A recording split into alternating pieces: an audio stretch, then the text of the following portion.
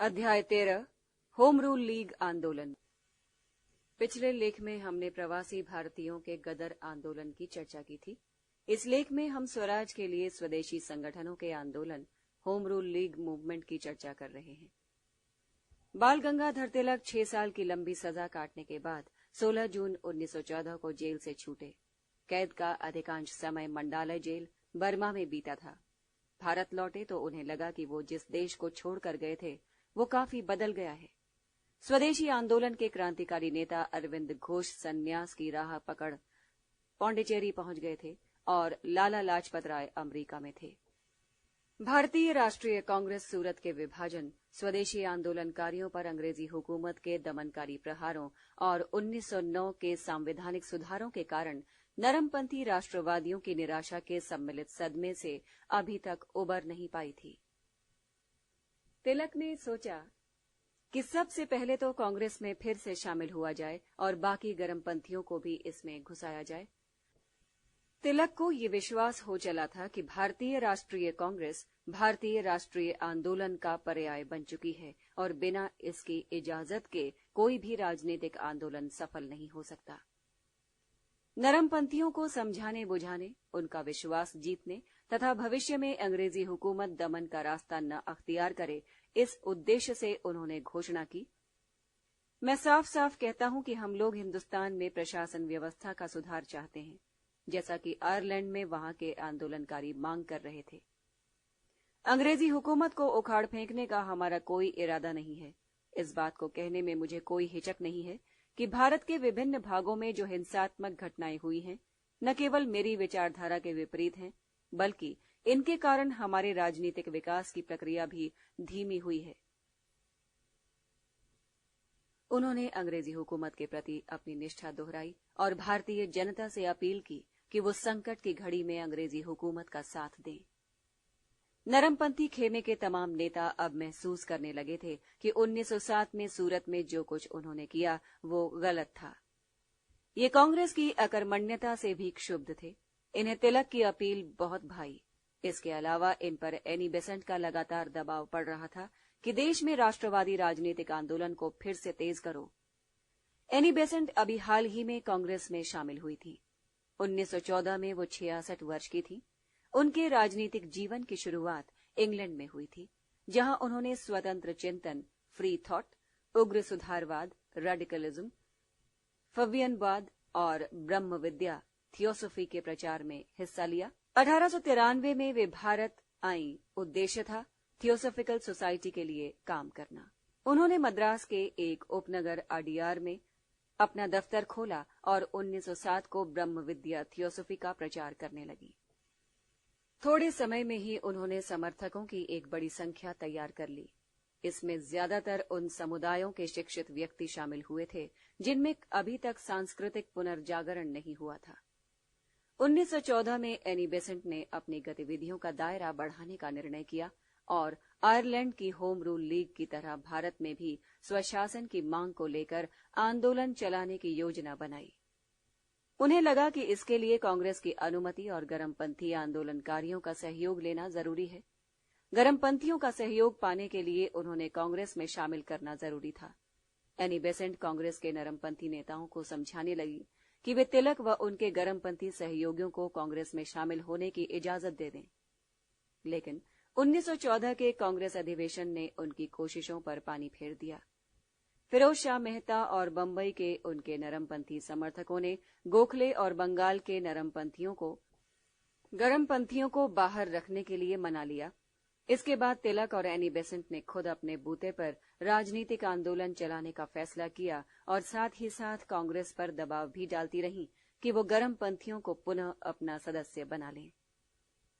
1915 के शुरू में एनी बेसेंट ने 2 अखबारों न्यू इंडिया और कॉमनवील के माध्यम से आंदोलन छेड़ दिया। जनसभाएं और सम्मेलन आयोजित किए। उनकी मांग थी कि जिस तरह से गोरे उपनिवेशों में वहां की जनता को अपनी सरकार बनाने का अधिकार दिया गया है, भारतीय जनता को भी स्वशासन का अधिकार मिले। अप्रैल 1915 के बाद एनी बेसेंट ने और भी कड़ा और जुझारू रुख अख्तियार किया। इसी बीच लोकमान्य तिलक ने भी अपनी राजनीतिक गतिविधि शुरू कर दी, लेकिन वे काफी सतर्क थे। वे नहीं चाहते थे कि कांग्रेस का नरमपंथी खेमा नाराज हो या कांग्रेस को ये लगे कि तिलक की गतिविधियां कांग्रेस की नीतियों से मेल नहीं खाती। उनकी दिली ख्वाहिश कांग्रेस में किसी तरह शामिल होने की थी। तिलक ने 1915 में पूना में अपने समर्थकों का एक सम्मेलन बुलाया, जिसमें यह फैसला किया गया कि ग्रामीण जनता को कांग्रेस के उद्देश्यों और उसकी गतिविधियों से परिचित कराने के लिए एक संस्थान का गठन किया जाए।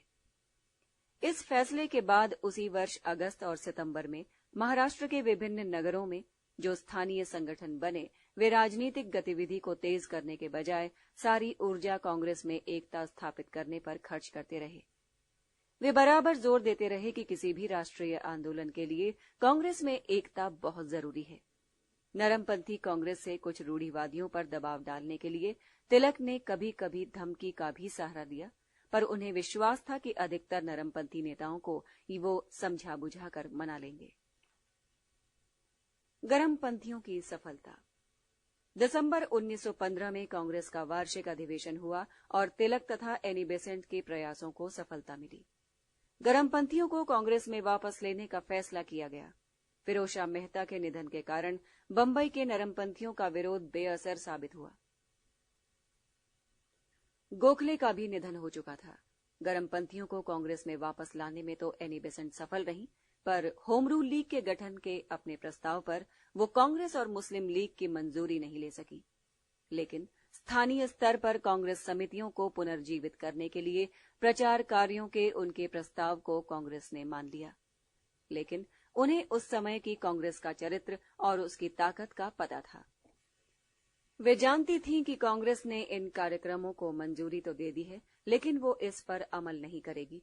इसीलिए उन्होंने अपने प्रस्ताव के साथ ये शर्त भी रखी थी कि यदि सितंबर 1916 तक कांग्रेस इन कार्यक्रमों पर अमल नहीं करेगी तो वो खुद अपना संगठन यानी लीग बना लेंगी। तिलक को कांग्रेस में वापस आने का अधिकार मिल गया था और उन्होंने कांग्रेस से किसी तरह का कोई वादा भी नहीं किया था। इसलिए उन्होंने अप्रैल 1916 में बेलगांव में हुए प्रांतीय सम्मेलन में होम रूल लीग के गठन की घोषणा कर दी। एनी बेसेंट के समर्थक भी अब कसमसाने लगे। वे सितंबर तक इंतजार करने को तैयार नहीं थे। उन्होंने एनी बेसेंट पर दबाव डालकर होम रूल ग्रुप की स्थापना की अनुमति ले ली। जमुना दास द्वारकादास, शंकरलाल बैंकर और इंदुलाल याग्निक ने बंबई से एक अखबार यंग इंडिया का प्रकाशन शुरू किया और अंग्रेजी तथा क्षेत्रीय भाषाओं में पर्चे निकालने के लिए देश के कोने कोने से चंदा इकट्ठा करने लगे। एनी बेसेंट ने सितंबर तक इंतजार किया। कांग्रेस पूरी तरह निष्क्रिय थी। उन्होंने भी होम रूल लीग की स्थापना की घोषणा कर दी और अपने समर्थक जॉर्ज अरुंडेल को संगठन सचिव नियुक्त किया। तिलक और एनी बेसेंट ने अपनी अपनी लीग के लिए कार्यक्षेत्रों का भी बंटवारा कर दिया, जिससे कहीं कोई गड़बड़ी न हो। तिलक की लीग के जिम्मे आया कर्नाटक, महाराष्ट्र यानी मुंबई छोड़कर मध्य प्रांत और बेरार। देश के बाकी हिस्से एनी बेसेंट की लीग के जिम्मे आए। इन दोनों ने अपना विलय नहीं किया। कारण बकौल एनी बेसेंट, उनके यानी तिलक के कुछ समर्थक मुझे पसंद नहीं करते थे और मेरे कुछ समर्थक उन्हें नापसंद करते थे, लेकिन मेरे उनके बीच किसी तरह का कोई झगड़ा नहीं था। तिलक ने महाराष्ट्र का दौरा किया, होम रूल आंदोलन का खूब प्रचार किया, जनता को समझाया कि इसकी जरूरत क्यों है, इसके उद्देश्य क्या हैं। उन्हीं के शब्दों में, भारत उस बेटे की तरह है जो अब जवान हो चुका है। समय का तकाजा है कि बाप या पालक इस बेटे को उसका वाजिब हक दे दे। भारतीय जनता को अब अपना हक लेना ही होगा। उन्हें इसका पूरा अधिकार है। तिलक ने क्षेत्रीय भाषा में शिक्षा और भाषाई राज्यों की मांग को स्वराज की मांग से जोड़ दिया। उन्होंने कहा, मराठी, तेलुगु, कन्नड़ व अन्य भाषाओं के आधार पर प्रांतों के गठन की मांग का अर्थ ही है कि शिक्षा का माध्यम क्षेत्रीय भाषा हो। क्या अंग्रेज अपने यहाँ लोगों को फ्रांसीसी में शिक्षा देते हैं? क्या जर्मन अपने लोगों को अंग्रेजी में शिक्षा देते हैं या तुर्क फ्रेंच में शिक्षा देते हैं? 1915 में बंबई के प्रांतीय सम्मेलन में तिलक ने गोखले के निधन पर शोक प्रस्ताव रखा। बीवी अलुर इसका समर्थन करने के लिए जैसे ही खड़े हुए, तिलक ने कहा, कन्नड़ भाषा का अधिकार जताने के लिए कन्नड़ में बोलिए। इससे पता चलता है कि तिलक में क्षेत्रीय या मराठी संकीर्णता नहीं थी। गैर ब्राह्मणों के प्रतिनिधित्व और छुआछूत के मामले में तिलक जातिवादी नहीं थे। महाराष्ट्र के गैर ब्राह्मणों ने एक बार जब सरकार को अलग से ज्ञापन भेजा और कहा कि उन्नन वर्गों की मांगों से उनका कोई संबंध नहीं है, तो कई लोगों ने इसका विरोध किया। लेकिन तिलक ने इन विरोध करने वालों को समझाया, आप लोग धैर्य से काम लीजिए।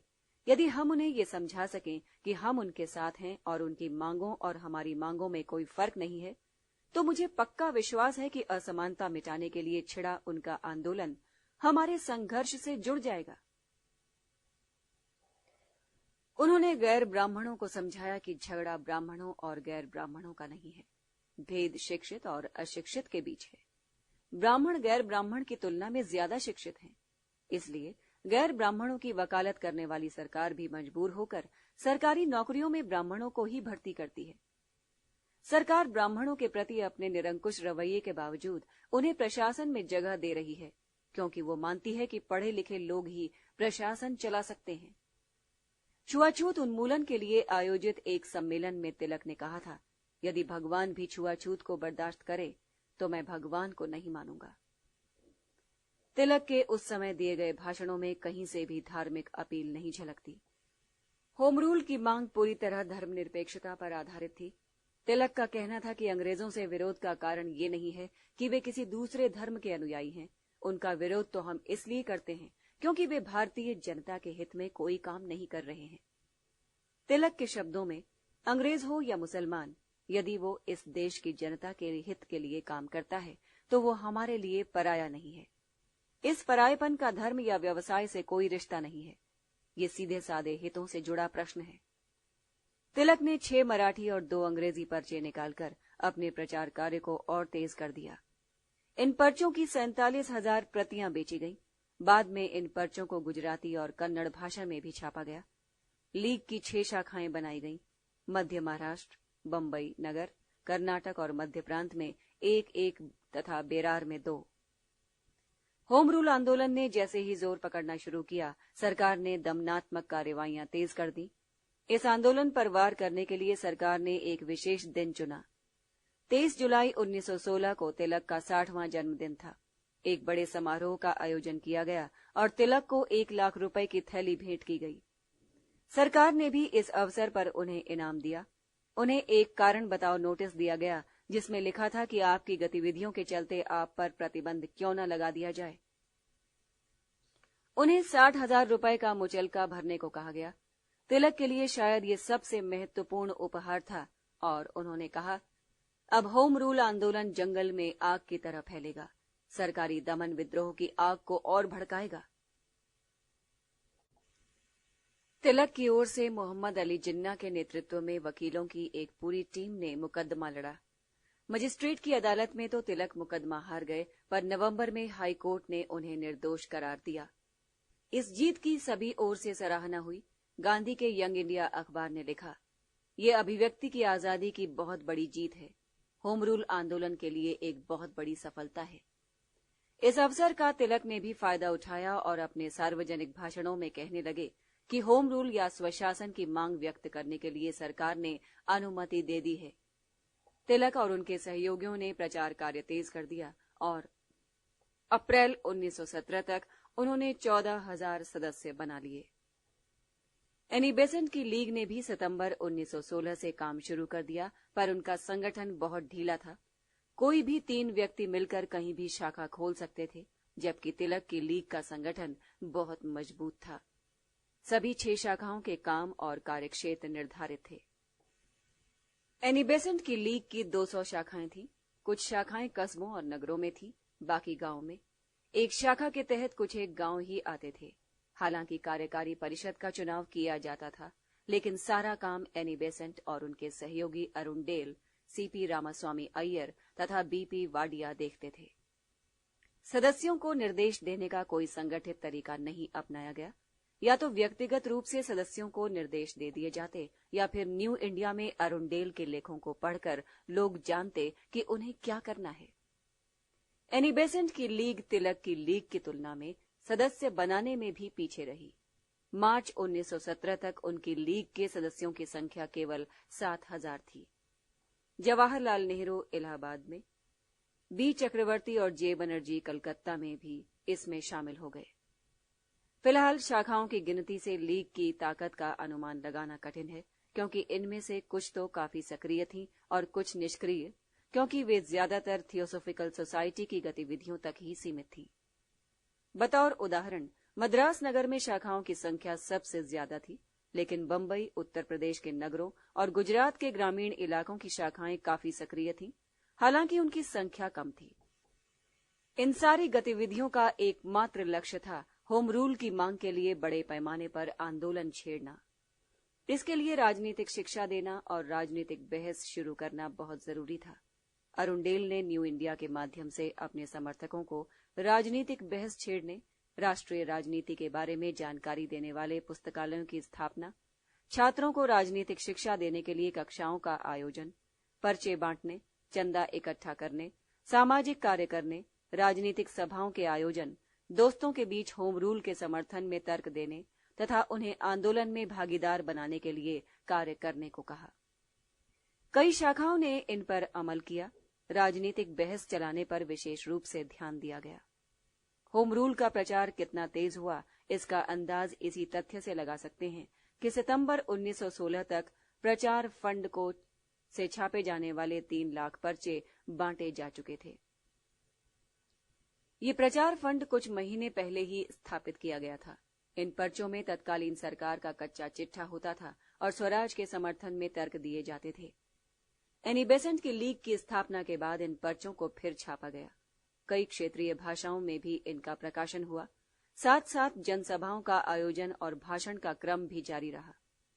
जब भी किसी मुद्दे को लेकर देशव्यापी प्रतिरोध का आह्वान किया जाता, लीग की सारी शाखाएं इसका समर्थन करती। नवंबर 1916 में जब एनी बेसेंट पर बेरार व मध्य प्रांत में जाने पर प्रतिबंध लगाया गया, तो अरुणडेल की अपील पर लीग की तमाम शाखाओं ने विरोध बैठकें आयोजित की और वायसराय तथा गृह सचिव को विरोध प्रस्ताव भेजे। इसी तरह 1917 में जब तिलक पर पंजाब और दिल्ली जाने पर प्रतिबंध लगाया गया, तो पूरे देश में विरोध बैठकें हुई। लीग की तमाम शाखाओं ने इसका डटकर विरोध किया। कांग्रेस की अकर्मण्यता से क्षुब्ध अनेक नरमपंथी कांग्रेस भी होम रूल आंदोलन में शामिल हो गए। गोखले की सर्वेंट ऑफ इंडिया सोसाइटी के सदस्यों को लीग का सदस्य बनने की इजाजत नहीं थी, लेकिन उन्होंने जनता के बीच भाषण देकर और पर्चे बांटकर होम रूल आंदोलन का समर्थन किया। उत्तर प्रदेश में अनेक नरमपंथी राष्ट्रवादियों ने लखनऊ कांग्रेस सम्मेलन 1916 की तैयारी के सिलसिले में होम रूल लीग के कार्यकर्ताओं के साथ गांव कस्बों का दौरा किया। इनकी ज्यादातर बैठकें स्थानीय अदालतों के पुस्तकालयों में होती, जहां छात्र, व्यवसायी व अन्य पेशों से जुड़े लोग इकट्ठा होते। और अगर बैठक किसी बाजार के दिन होती, तो इसमें गांवों से आए किसान भी शरीक होते। इन बैठकों में हिंदुस्तान की गरीबी और बेहाली का मुद्दा उठाया जाता, अतीत की समृद्धि की याद दिलाई जाती और यूरोप के स्वतंत्रता आंदोलनों पर प्रकाश डाला जाता, उससे प्रेरणा लेने की अपील की जाती। इन बैठकों में हिंदी भाषा का इस्तेमाल किया जाता था। नरमपंथियों का होम रूल लीग को समर्थन देना कोई अचरज की बात नहीं थी, क्योंकि लीग नरमपंथियों के राजनीतिक प्रचार व शैक्षणिक कार्यक्रमों को ही अमली जामा पहना रही थी। 1916 में कांग्रेस का लखनऊ अधिवेशन होम रूल लीग के सदस्यों के लिए अपनी ताकत दिखाने का एक अच्छा मौका था। तिलक के समर्थकों ने तो एक परंपरा ही बना दी, जिस पर कांग्रेस बहुत साल तक टिकी रही। उनके समर्थकों ने लखनऊ पहुंचने के लिए एक ट्रेन आरक्षित की, जिसे कुछ लोगों ने कांग्रेस स्पेशल का नाम दिया, तो कुछ ने होम रूल स्पेशल कहा। अरुणडेल ने लीग के हर सदस्य से कहा था कि वो लखनऊ अधिवेशन का सदस्य बनने की हर संभव कोशिश करे। कांग्रेस लीग समझौता। लखनऊ कांग्रेस अधिवेशन में तिलक को पुनः कांग्रेस में शामिल कर लिया गया। अध्यक्ष अंबिकाचरण मजूमदार ने कहा, 10 वर्षों के दुखद अलगाव तथा गलत फहमी के कारण बेवजह के विवादों में भटकने के बाद भारतीय राष्ट्रीय दल के दोनों खेमों ने अब ये महसूस किया है कि अलगाव उनकी पराजय है और एकता उनकी जीत। अब भाई भाई फिर मिल गए हैं। इसी अधिवेशन में महत्वपूर्ण कांग्रेस लीग समझौता हुआ, जो लखनऊ पैक्ट के नाम से जाना जाता है। इस समझौते में एनी बेसेंट और तिलक ने महत्वपूर्ण भूमिका निभाई। मदन मोहन मालवीय समेत कई वरिष्ठ नेता इसके बिल्कुल खिलाफ थे। उनका आरोप था कि ये समझौता मुस्लिम लीग को बहुत तवज्जो देता है। तिलक ने इस आरोप पर कहा, कुछ महानुभावों का ये आरोप है कि हम हिंदू अपने मुसलमान भाइयों को ज्यादा तवज्जो दे रहे हैं। मैं कहता हूं कि यदि स्वशासन का अधिकार केवल मुस्लिम समुदाय को दिया जाए तो मुझे कोई ऐतराज नहीं होगा। राजपूतों को ये अधिकार मिले तो परवाह नहीं। यदि ये अधिकार हिंदुओं के सबसे पिछड़े वर्गों को भी दिया जाए तो मुझे कोई ऐतराज नहीं। हिंदुस्तान के किसी भी समुदाय को ये अधिकार दे दिया जाए, हमें कोई ऐतराज नहीं। मेरा ये बयान समूची भारतीय राष्ट्रीय भावना का प्रतिनिधित्व करता है। जब भी आप किसी तीसरी पार्टी से लड़ रहे होते हैं तो सबसे जरूरी होती है आपसी एकता, जातीय एकता, धार्मिक एकता और विभिन्न राजनीतिक विचारधाराओं की एकता। तिलक को बहुत रूढ़िवादी हिंदू माना जाता था। वो भारतीय प्राच्य विद्या के प्रकांड विद्वान थे। जब उन्होंने इस तरह का बयान दिया तो किसी और को विरोध करने की हिम्मत नहीं हुई। हालांकि मुसलमानों के लिए अलग निर्वाचन क्षेत्रों के सिद्धांत को स्वीकारना विवादास्पद था, लेकिन ये इसलिए स्वीकार किया गया कि कहीं अल्पसंख्यकों को ये न लगे कि बहुसंख्यक उन पर प्रभुत्व स्थापित करना चाहते हैं। लखनऊ कांग्रेस अधिवेशन ने संवैधानिक सुधारों की मांग फिर उठाई। सदस्यों का मानना था कि स्वशासन के लक्ष्य की प्राप्ति में ये मांग सहायक होगी। हालांकि इस मांग में वे सारी चीजें शामिल नहीं थी जैसा कि होम रूल लीग के सदस्य चाहते थे, लेकिन उन्होंने इस पर कोई विवाद नहीं खड़ा किया। वे हर हाल में कांग्रेस में एकता बनाए रखना चाहते थे। तिलक ने एक और प्रस्ताव रखा कि कांग्रेस अधिवेशन के निर्णयों तथा कार्यक्रमों को अमली रूप देने के लिए एक कार्यकारिणी का गठन किया जाए, पर नरमपंथियों के विरोध के कारण ये प्रस्ताव मंजूर न हो सका। वास्तव में तिलक चाहते थे कि कांग्रेस अकर्मण्य न रहे, थोड़ा सजीव बने और काम करे। तिलक का प्रस्ताव तो नामंजूर हो गया, पर 4 साल बाद जब 1920 में महात्मा गांधी ने कांग्रेस संविधान को संशोधित कर उसे नया रूप दिया, एक ऐसा स्वरूप जो किसी आंदोलन को लंबे समय तक चलाने के लिए जरूरी था, तो उन्होंने भी तिलक के इसी प्रस्ताव को मानना जरूरी समझा। कांग्रेस अधिवेशन की समाप्ति के तुरंत बाद उसी पंडाल में दोनों होम रूल लीगों की बैठक हुई, जिसमें लगभग 1000 प्रतिनिधियों ने भाग लिया। कांग्रेस लीग समझौते की सराहना की गई और तिलक तथा एनी बेसेंट ने बैठक को संबोधित किया। लखनऊ से लौटते समय इन दोनों नेताओं ने उत्तर, मध्य और पूर्वी भारत के अनेक क्षेत्रों का दौरा किया। सरकारी दमन। होम रूल आंदोलन के बढ़ते प्रभाव को देखकर सरकार का चिंतित होना स्वाभाविक था। मद्रास सरकार जरा ज्यादा ही कठोर हो गई। उसने छात्रों के राजनीतिक बैठकों में भाग लेने पर प्रतिबंध लगा दिया। पूरे देश में इसका विरोध हुआ। तिलक ने कहा, सरकार को मालूम है कि देश प्रेम की भावना छात्रों को ज्यादा उत्तेजित करती है। वैसे भी कोई भी देश युवा वर्ग की ताकत से ही उन्नति कर सकता है। मद्रास सरकार ने जून 1917 में एनी बेसेंट, जॉर्ज अरुंडेल तथा वीपी वाडिया को गिरफ्तार कर लिया। इसके खिलाफ देशव्यापी प्रदर्शन हुए। सर एस सुब्रमण्यम अय्यर ने सरकारी उपाधि अस्वीकार कर दी।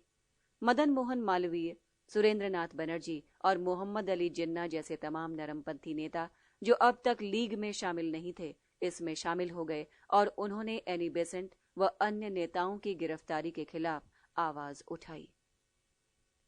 28 जुलाई 1917 को कांग्रेस की एक बैठक में तिलक ने कहा कि यदि सरकार इन लोगों को तुरंत रिहा नहीं करती है तो शांतिपूर्ण असहयोग आंदोलन चलाया जाए।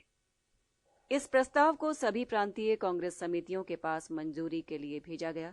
बेरार और मद्रास की कांग्रेस समितियां तो इस पर तुरंत कार्रवाई के पक्ष में थीं, लेकिन बाकी समितियां कोई निर्णय करने से पहले थोड़ा इंतजार करने के पक्ष में थीं।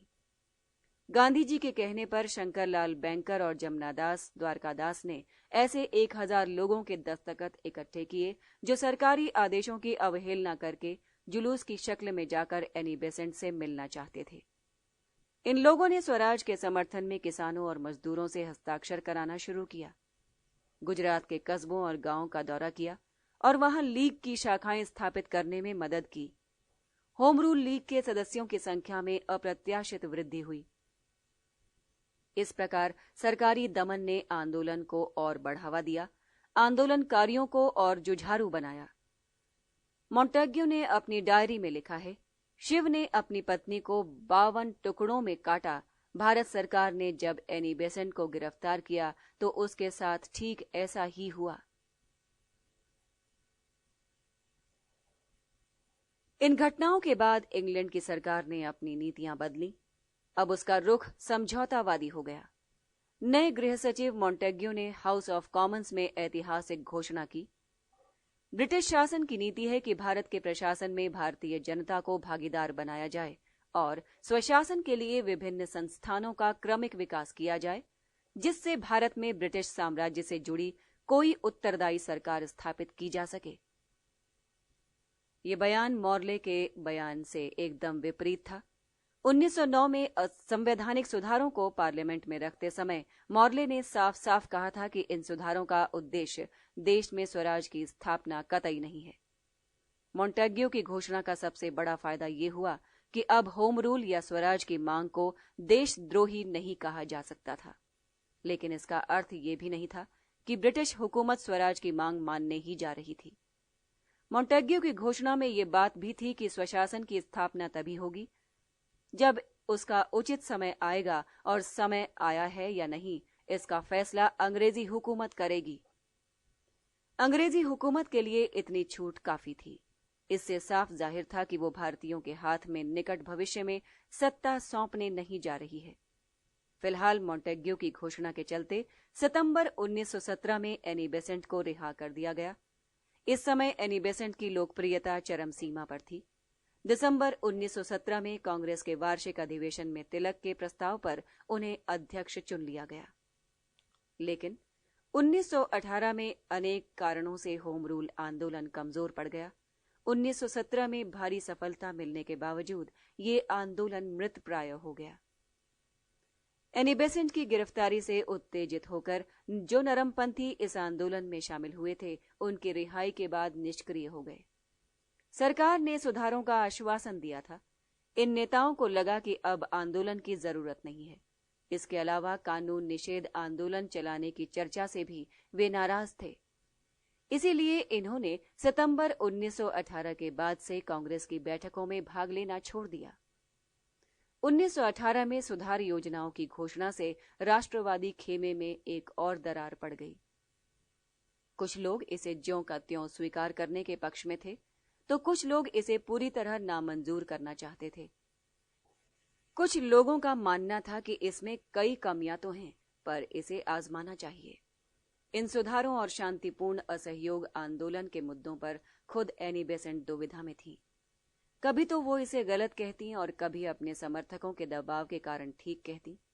शुरू में तिलक के साथ एनी बेसेंट ने भी कहा कि इन सुधार योजनाओं को भारतीय जनता मंजूर न करे, ये उसका अपमान है, पर बाद में उन्होंने इसे मान लेने की अपील की।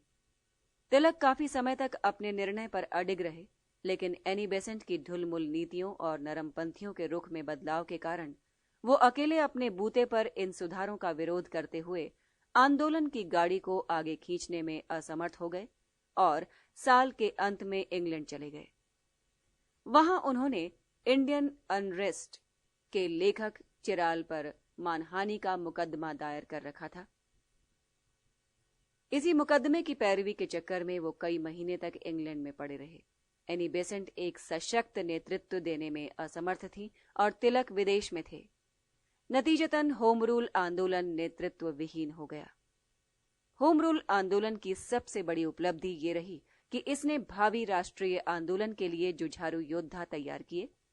महात्मा गांधी के नेतृत्व में यही जुझारू आंदोलनकारी आजादी की मशाल लेकर आगे बढ़े। होम रूल आंदोलन ने उत्तर प्रदेश, गुजरात, सिंध, मद्रास, मध्य प्रांत तथा बेरार जैसे अनेक नए क्षेत्रों को राष्ट्रीय आंदोलन में शामिल किया। 1919 में प्रथम विश्व युद्ध की समाप्ति के साथ हिंदुस्तान में आजादी की लड़ाई लड़ने के लिए एक नई पीढ़ी तैयार हो गई थी। इन्हें होम रूल आंदोलनकारियों ने ही तैयार किया था, पर वे इनकी रहनुमाई न कर सके। इस पीढ़ी को तलाश थी किसी रहनुमा की। मोहनदास करमचंद गांधी ने जब आजादी की लड़ाई की बागडोर संभाली तो इन नौजवानों को एक ऐसा नेता मिला जो दक्षिण अफ्रीका में भारतीयों के संघर्ष का नेतृत्व कर चुका था और चंपारण यानी बिहार, अहमदाबाद और खेड़ा में किसानों और मजदूरों के हितों के लिए संघर्ष कर चुका था। 1919 में जब गांधी जी ने रॉलेट एक्ट के खिलाफ सत्याग्रह की अपील की तो वे सभी लोग इसमें शामिल हो गए जिन्हें होम रूल आंदोलन ने राजनीतिक रूप से जागरूक बनाया था। अध्याय 13 होम रूल लीग आंदोलन समाप्त।